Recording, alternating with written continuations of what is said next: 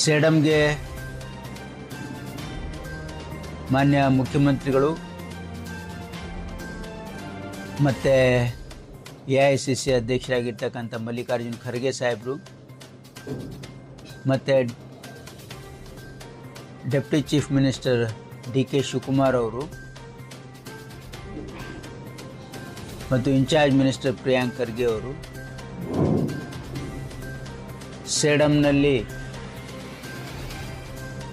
ಸೇಡಂಗೆ ಆಗಮಿಸಿ ವಿವಿಧ ಅಭಿವೃದ್ಧಿ ಕಾಮಗಾರಿಗಳಿಗೆ ಅಡಿಗಲ್ಲು ಮತ್ತು ಉದ್ಘಾಟನಾ ಸಮಾರಂಭದಲ್ಲಿ ಪಾಲ್ಗೊಳ್ತಾ ಇದ್ದಾರೆ.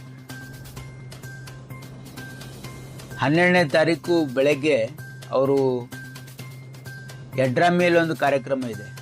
ಆ ಯಡ್ರಾಮಿ ಕಾರ್ಯಕ್ರಮ ಮುಗಿಸ್ಕೊಂಡು ಇಲ್ಲಿಗೆ ಸುಮಾರು 2 ಗಂಟೆಗೆ ಬರ್ತಕ್ಕಂಥ ನಿರೀಕ್ಷೆ ಇದೆ.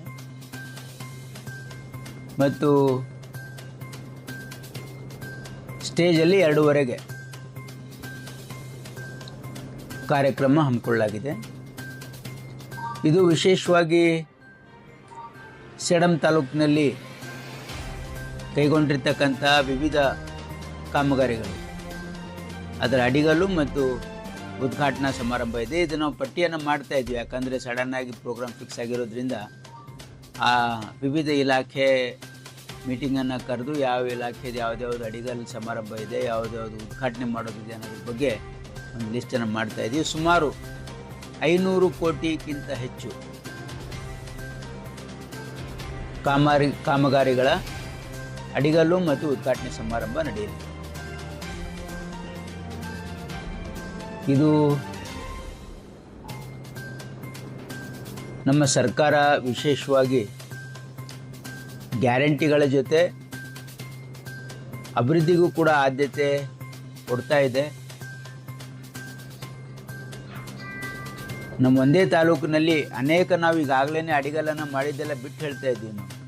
ಹಾಗಾಗಿ ಇವತ್ತು ನಮ್ಮ ಸರ್ಕಾರ, ಮಾನ್ಯ ಮುಖ್ಯಮಂತ್ರಿಗಳು ಮತ್ತು ಉಪಮುಖ್ಯಮಂತ್ರಿಗಳು ಅಭಿವೃದ್ಧಿಗೆ ಆದ್ಯತೆ ಕೊಡ್ತಕ್ಕಂಥ ಹಿನ್ನೆಲೆಯಲ್ಲಿ ಇಲ್ಲಿ ಒಂದು ಸೇಡಂನಲ್ಲಿ ಒಂದು ಬೃಹತ್ ಕಾರ್ಯಕ್ರಮ, ಬಹಿರಂಗ ಸಭೆ ಸೇಡಂನ ಸ್ಟೇಡಿಯಂನಲ್ಲಿ ಇದು ಜರುಗಲಿದೆ. ತಮ್ಮ ಮುಖಾಂತರ ನಾನು ಸೇಡಂನ ಜನತೆಗೆ ಈ ಒಂದು ಕಾರ್ಯಕ್ರಮದಲ್ಲಿ ಪಾಲ್ಗೊಳ್ಳಲಿಕ್ಕೆ ಆಹ್ವಾನವನ್ನು ಕೊಡ್ತಾ ಇದ್ದೀನಿ.